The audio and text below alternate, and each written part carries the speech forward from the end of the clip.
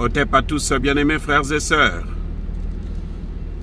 Ousmane Sonko au Burkina Faso. Ousmane Sonko à Ouagadougou. Ousmane Sonko rencontre le président Ibrahim Traoré. Il y a quoi de mal là? Si deux frères se rencontrent pour discuter, pour échanger, il y a quoi de mal? En tout cas, je ne vois pas le mal. Apparemment. Aïe, quand on dit toi c'est comme ça, toi on dirait que tu n'aimes pas Sonko. Non, j'aime Sonko, très bien. J'aime Sonko, c'est un premier ministre, mais je constate aussi que Sonko n'a pas respecté les accords, le pacte qu'il a eu avec le peuple, la jeunesse sénégalaise. C'est clair. Sonko est venu au Burkina Faso, c'est une bonne chose. Et comme je disais tantôt, il n'y a pas de mal à ça. Mais je dis tout simplement au président Ibrahim Traoré de faire très attention. Sonko est le Premier ministre, il n'a qu'à rencontrer. Il devrait plutôt s'attarder à échanger avec le Premier ministre burkinabé. Le président devrait le rencontrer juste comme ça au passage. Parce que moi je pense que Sonko est en train de constater qu'il est en train de perdre le succès qu'il avait au niveau africain.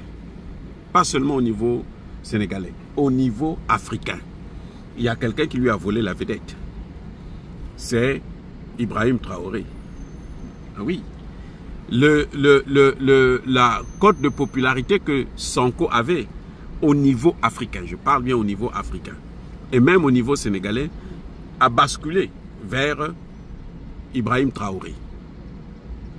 Alors, Sonko est obligé de venir s'attacher à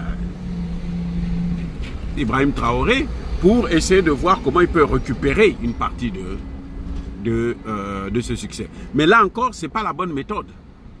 Parce que la bonne méthode, là, c'est qu'il respecte les engagements qu'il avait pris vis-à-vis du peuple sénégalais et vis-à-vis de la jeunesse africaine. C'est tout. Il n'y a pas de secret. C'est-à-dire que Ibrahim Traoré n'est pas un magicien. Ibrahim Traoré ne fait rien d'extraordinaire. Il est seulement obéissant à un peuple. Il est obéissant à un continent. Il a compris ce que veut le continent africain et même au-delà du continent africain. Et il exécute ça. Il met ça en pratique.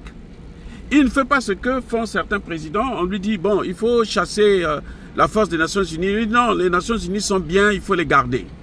Ils disent, non, on va négocier avec la Russie. Non, les Nations Unies, la Russie n'est pas bien. Il faut plutôt négocier avec les États-Unis. Vous voyez? Mais comme tu es président, tu prends des engagements, on te laisse.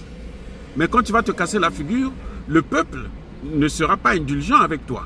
Alors que Traoré, s'il commet une erreur, le peuple sera indulgent et le peuple va trouver des moyens pour corriger parce que c'est le peuple qui l'a mené vers cette erreur.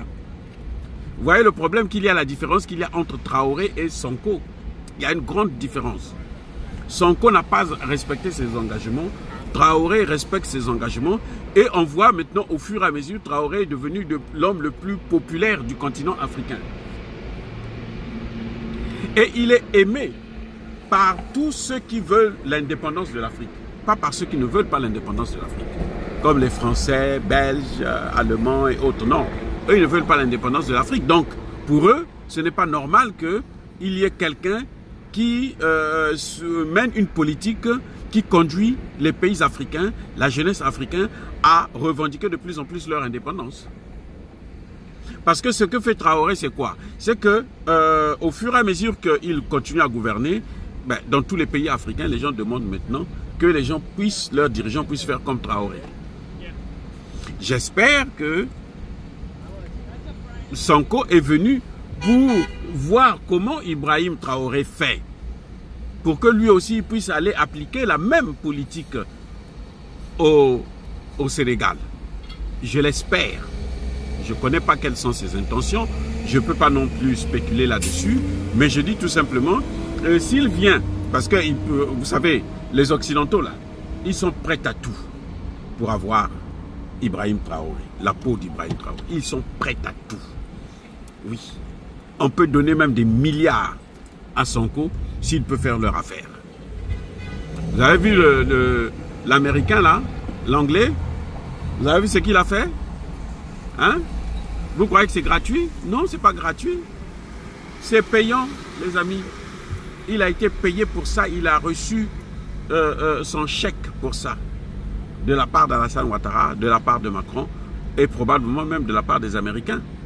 Parce que eux, ils veulent affaiblir Traoré. Ils pensaient que quand il va déclarer comme ça, Traoré va avoir peur et puis après, bon, malheureusement, ça a déclenché une avalanche de critiques que même lui-même, il est allé s'excuser dans des petits cabinets. Bref, les amis, c'est très bien que Ousmane Sonko rencontre Traoré. Mais je dis encore à Traoré, il faut faire attention. Les Africains, là, tu ne peux pas faire... Quand tu vois quelqu'un qui ne respecte pas sa parole vis-à-vis de son peuple, ceux qui l'ont élu, là, il faut faire attention à lui. Qu'il soit sénégalais, qu'il soit congolais, qu'il soit nigérien, qu'il soit je ne sais pas quoi. Il ne respecte pas son propre peuple. Il n'aura pas pitié de toi, de te sacrifier. Donc il faut manger comme avec un chien, le bâton dans la main.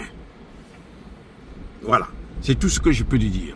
Et j'estime, j'espère que le Premier ministre Sonko est venu pour voir dans quelle mesure, lui aussi, il peut appliquer la même politique que Ousmane Sonko, plutôt Ibrahim Traoré est en train de mener, afin qu'il puisse avoir aussi le même succès. Parce que lui, il a perdu la vedette, il n'est plus l'enfant chéri des Africains. Il ne faut pas qu'il se leurre. Ne vous leurrez pas.